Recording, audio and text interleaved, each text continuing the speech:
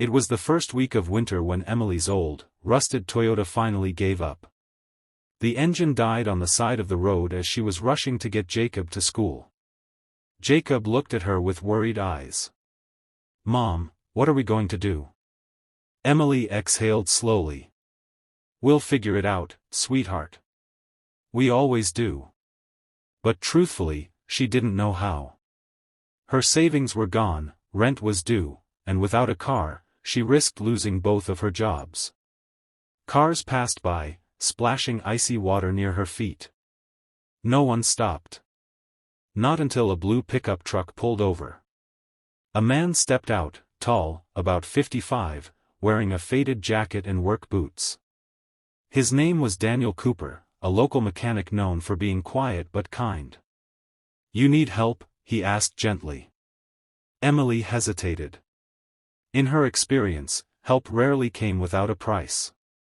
"Yes," she finally said, "but I can't pay for a tow right now." Daniel waved his hand.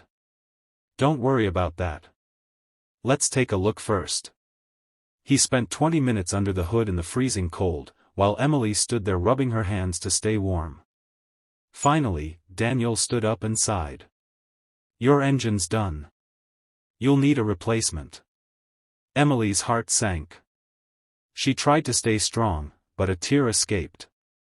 Daniel noticed. "Tell you what. Let me tow it to my shop. We'll figure something out." Emily assumed figure something out meant a payment plan she could never afford. But at Daniel's workshop, he did something she never saw coming. He called his staff together, 2 younger mechanics, both in their 20s. "We're going to rebuild this engine," he said. "One piece at a time. No labor cost. Parts. I'll cover those." Emily froze. "Why? I don't understand." Daniel simply smiled. "I lost my wife 2 years ago. She used to tell me, 'Dan, whenever you can help someone, do it.' I think she'd want me to do this." Emily covered her mouth with her hands and sobbed. Jacob hugged Daniel's leg and whispered, "Thank you, sir." But this wasn't the end of kindness, just the beginning. As the story spread through the small town, something beautiful happened. The local cafe donated meals for Emily and Jacob. A church group anonymously dropped off grocery bags on their porch. Jacob's school teacher gave him a warm winter coat. And neighbors Emily barely knew offered free rides until her car was fixed. It was kindness after kindness.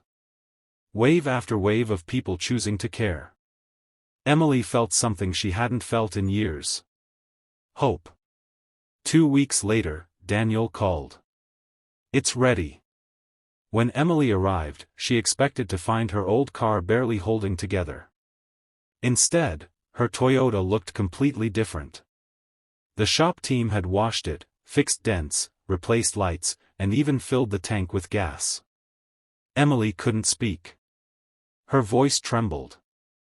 "I don't know how to thank you." Daniel shook his head. "You don't owe me anything. But if you ever see someone else struggling, help them. That's all I ask." As Emily and Jacob got into the car, Jacob turned to his mom. "Mom, when I grow up, I want to help people the way he helped us." Emily smiled through tears. "That's how kindness spreads, sweetheart, from one heart to another." But before Emily could drive away, Daniel tapped on her window and handed her a small envelope. Inside was a note. "For emergencies. You're not alone. Daniel." And folded inside the note was $200. Emily broke down again. Not because of the money, but because she finally realized. There are still good people in this world. Sometimes you just have to look up long enough to see them. If this story touched your heart even a little, imagine how many lives we could change if each of us did just one small act of kindness today.